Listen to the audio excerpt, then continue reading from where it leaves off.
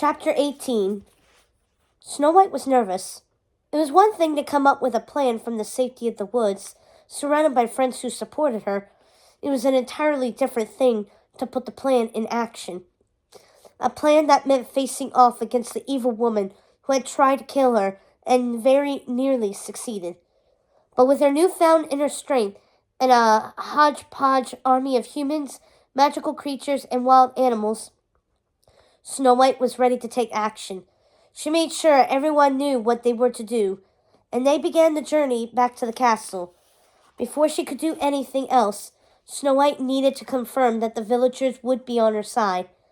It had been a long time since she had visited them. She worried they would not take warmly to her return. She lifted a hand to her locket and rubbed her fingers over the well-worn words. She would just need to have faith in them and in herself. If Jonathan was right, the villagers were not fans of the Queen. No one was. She hoped to remind them that there was hope, that there could be light. She would take it to them. While her race from the orchard and the huntsman had seemed never-ending on that cold night not long before, Snow White was surprised by how quickly they arrived at the castle. She looked across the moat up at the imposing stone walls and the gate, beyond which was the Queen. The iron bars were shut, as they had been since the Queen's hostile takeover. Snow White turned and focused on the road that led from the castle to the village. She wasn't ready to approach the guards. Not yet. Making her way along the edge of the forest with a cloak pulled over her head to hide her telltale hair and familiar face, she went ahead. Jonathan hadn't been a fan of this part of the plan, the part where she would boldly walk into the middle of the village with no one beside her. But it was a risk she was willing to take. She stepped onto the road. The village was quiet. The houses and shops were all shut up tight. The shutters were sealed, and the doors locked. Snow White felt a tear rise in her eye. It was such a stark contrast to her childhood days, when doors were thrown open and children ran down the street, their laughter echoing off the buildings. Now, it was almost like a ghost town. She wondered if the villagers kept everything shut so they wouldn't have to feel the Queen's gaze on them from her lofty balcony. Snow White didn't blame them. Living with the woman had been torture, and she had been protected, in some way, by her title. These poor people were at the mercy of her every evil whim. Not for long, though, Snow White thought as she continued walking along the road. Hearing the footfalls, a townswoman opened her door and nervously peeked out. Then another door opened, and another. Children peeked out through the windows, and a slow murmur began to grow. In her cloak, Snow White remained a mystery, but her actions, boldly walking through the village under the watching eye of the castle, signaled something the villagers had long ago lost. It signaled hope. This person wasn't backing away from the Queen in the castle. It seemed, in fact, that she was there to stand up to her. Snow White heard the murmurs and the whispers. She felt a shift in the air as she continued her long walk toward the gate. She took a deep breath. This was what she had planned, to be a symbol of inspiration, to let her bravery make others bold. She reached up and pulled back her hood. She heard gasps as the villagers realized who she was. Her name was muttered in every doorway. Suddenly, a little girl poked her head out from behind her parents' legs. From the doorway of her cottage, she stared at Snow White with wide eyes. Then, before her parents could stop her, the girl darted out into the street and ran to join Snow White. She fell into step beside her. Looking up, she gazed into Snow White's eyes with such hope that Snow White couldn't help smiling. "Oh!" the girl said, returning the smile and nearly jumping with joy. Snow White reached down and gently squeezed the girl's shoulder.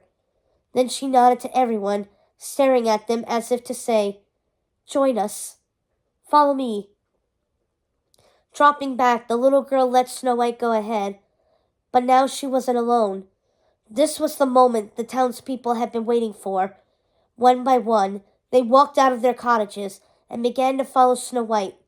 Like a wave growing as it moved to shore, the crowd swelled until the entire village was out, moving toward the castle.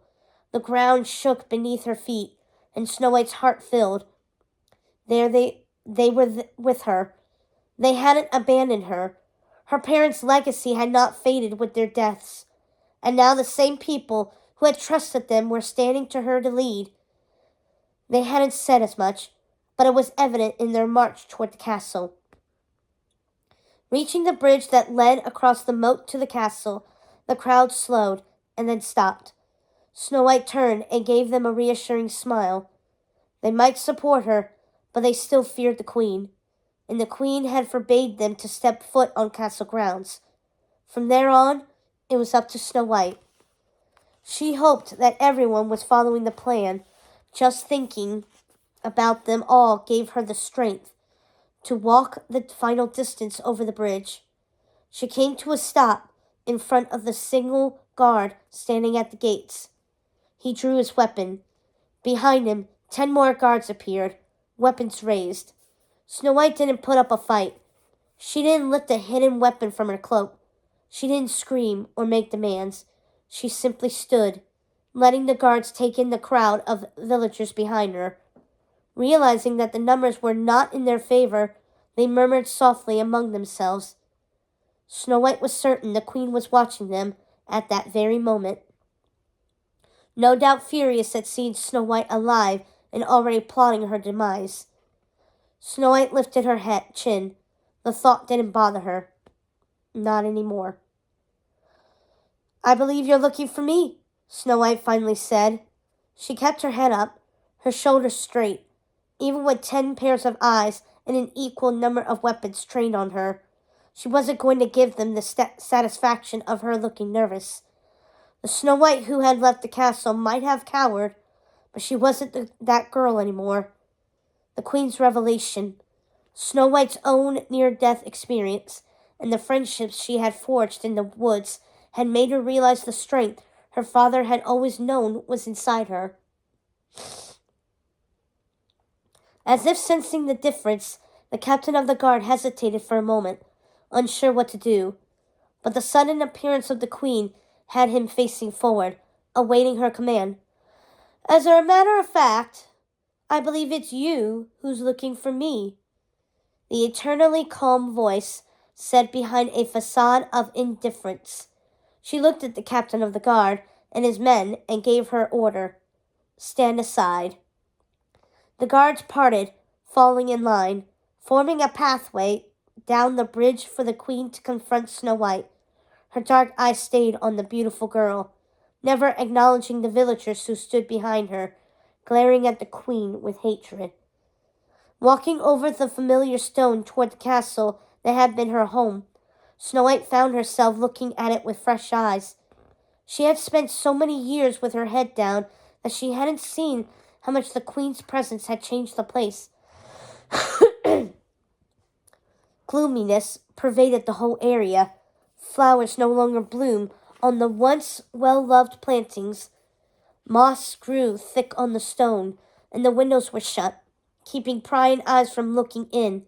It was an unwelcoming place, a far cry from the castle of her youth. For now, at least. "This was my father's house. You killed him and stole it from him. From all of us. We're here to take it back," Snow White said loudly, her voice ringing out for everyone to hear. The Queen's eyes bored into Snow White, and the girls saw myriad emotions flash behind the brown irises. Rage, disappointment, perhaps a touch of fear. The Queen smiled in amusement, finally glancing at the stone-faced people around her, as if she were letting them in on a joke. "Pretty, isn't she?"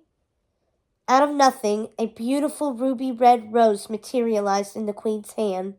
She toyed with it gently, inhaling its beautiful fragrance before twirling it softly with her fingertips. Delicate, elegant, exquisite. Her tenderness turned to violence faster than a snap of the fingers as the queen crushed the rose, grinding it into a gray ash that fell in the ground at their feet and scattered away on the wind. Pathetic, she finished. Snow White could hear the villagers begin to murmur, troubled by this display of dark magic. Their earlier courage was waning, but Snow White was determined that her own would not. But the queen was just getting started. You think you want a flower, but a flower wilts, she taunted them. A flower can't keep you safe, or lead a kingdom, or raise an army. A flower can't give you what I can give you. This time, what materialized in the queen's hand was a dagger, an exquisitely crafted weapon that shone with encrusted diamonds. They caught the light of the noonday sun and sparkled as she turned it over in her palms again and again. The villagers began to gasp and murmur louder. The sudden appearance of fear at her actions made the queen smile as she continued. Perfection, power, beauty. The edge of the blade was razor sharp and slid through the cloth of Snow White's cape. The two halves fell off of her body and pooled at her feet. Snow White stared down at the red material until she heard the gasp. Her eyes rose, and she saw that the queen was holding the dagger out to her, her dark eyes and smug smile daring her to take it. But go ahead, she said. If you want the throne, take it. The queen reached for Snow White's hand and placed the dagger firmly in her palm, with the blade pointed back toward the queen. Prove me wrong. Snow White's mouth dropped open in shock as the queen handed her the knife and then lifted her chest, waiting. Did she really expect Snow White to stab her? Here? Now?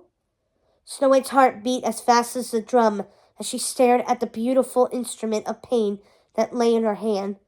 If she were to turn it on the queen, she would get her life back, and so would the villagers. Wouldn't they?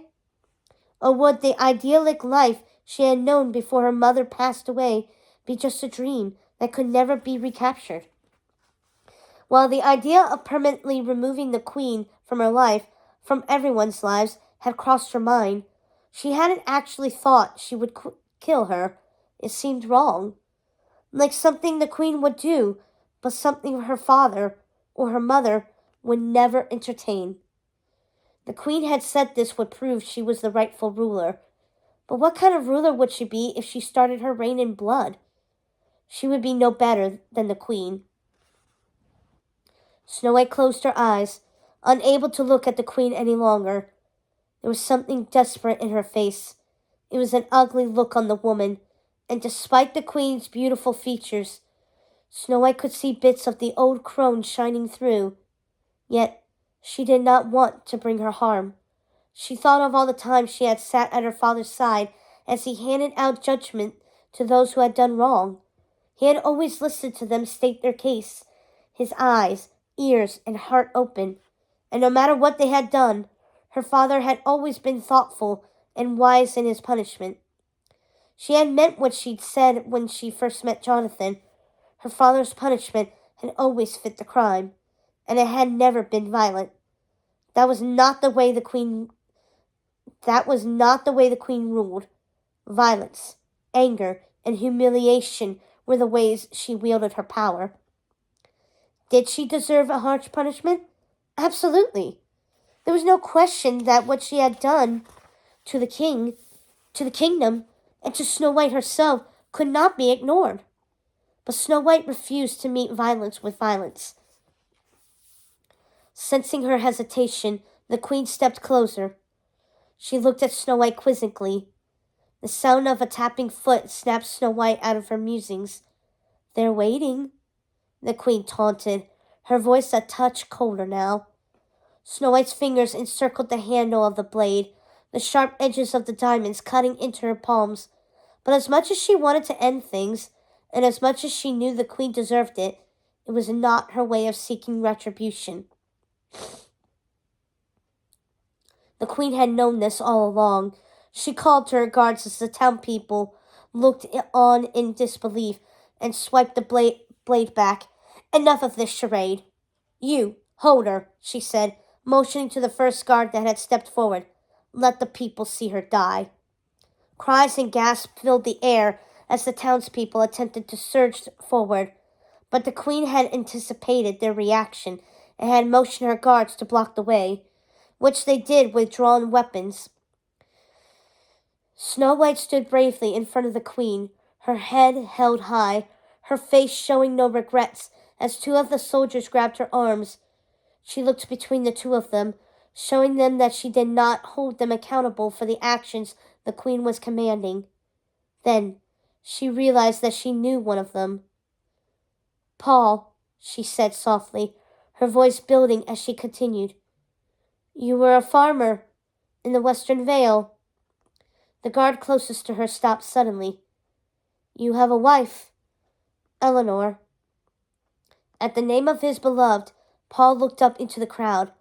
Almost instantly, he spotted his wife standing among the people, tears in her eyes as she stepped forward to stand closer to Snow White. You had a grove of cherry trees, and every spring you would invite the village to come pick them, share them. Snow White turned to look at the other guards. Unlike the queen, she saw them as people with lives and stories of their own. Matthew, you were a baker, just like your father. His father, leaning heavily on a cane, also stepped forward. You never turned anyone away who was hungry, even if they didn't have a single coin in their pocket. The queen's eyes leapt back and forth between Snow White and the guards. Fury filled her face, and her hands clenched into fists at her sides. Enough, she snarled at Snow White. Arthur, William, I remember you. All of you, Snow White said, addressing the men one by one. She saw their expressions softening. She was getting through to them, not with fear, as the queen would have done, but with something far more powerful. Paul nodded at her words, his hand lowering ever so slightly. Snow White turned to another guard. In the stillness on the bridge, she realized she knew them all. These were men she had grown up with, men who had not wanted to be part of the guard, but who had been conscripted by the queen and had accepted their assignments out of desperation. These were kind, gentle souls who had once made their living from the land, nurturing the ground, caring for the animals. They weren't evil. They were the victims of evil. Snow White took another deep breath and continued to speak to them. She continued to remind them of who they were and who she was. I said enough, the queen thundered, but for once she was not the center of attention. There was a time we lived with hope, said Snow White, when we knew that the true beauty of this kingdom was our kindness, when good things were nurtured and allowed to grow. I remember it. Do you? A long pause followed her question, and then Paul, the farmer with a wife named Eleanor, who used to grow cherries, released Snow White with the words, I remember. The gasp of horror turned to wonder. I remember, Matthew echoed, releasing Snow White's other arm. And I, said a third, laying his poleaxe down on the ground. And I, said the captain of the guard, as he unsheathed his sword and laid it on top of the poleaxe. Her mouth opened in astonishment. The only thing the queen could do was watch. She couldn't believe any of this was happening. Softly, at first, but then rising vigor, the people began to cheer as one by one all the guards laid down their weapons. The queen shook as her rage built. She couldn't believe what was taking place in front of her. You won't even make it inside the castle walls, she said to Snow White as she began to take small steps backward. I wouldn't be so sure about that, Snow White answered. So listen, about your whole secret entrance, someone called out. Everyone looked around, trying to figure out where the voice was coming from. To their surprise, Jonathan was on top of the gate, a wry expression on his handsome face. Maybe she should just rename it Entrance. He smiled as the huntsman stepped up next to him. A shrill whistle pierced the air. It came from the courtyard of the castle, where the 7 miners had disarmed the guards. The queen's face was flushed red. Her rage knew no bounds. But she had one last chance to defeat her foe. She stepped forward and raised the dagger high above her head. Her eyes locked on Snow White. A sharp ping rang through the air as the dagger flew from her fingertips, spinning quickly before falling to the ground next to a bolt. In disbelief, the queen turned to see one of the bandits standing on the parapet, crossbow held jauntily in hand. I am the rebel Quig, master of the crossbow. The smile on Snow White's face when she saw Quig was a thing of beauty. Not only had he saved her life, for which she was eternally grateful, but it thrilled her to see that the master of the crossbow actually had a crossbow. All around her, the villagers roared with support and approval. Snow White took the time to look around a bit closer and saw that all the parapets had been overtaken by her friends the bandits. They had done it. The castle was theirs. No! No, it isn't true, the queen called out as she rushed inside. Since the day she first walked through the castle doors, she had always commanded a room. She had never allowed emotion to dictate her actions. Her moves were cold, calculated, but now she ran without a plan. As the queen glanced over her shoulder at them, Snow White saw fear and worry crossing the woman's face, and she felt a pang of pity. The queen had fallen so far, and to what end? Had she ever enjoyed her role as queen?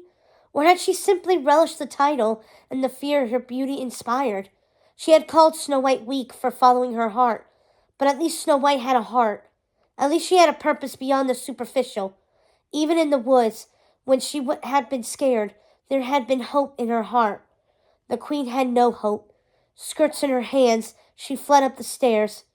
Was the queen trying to escape?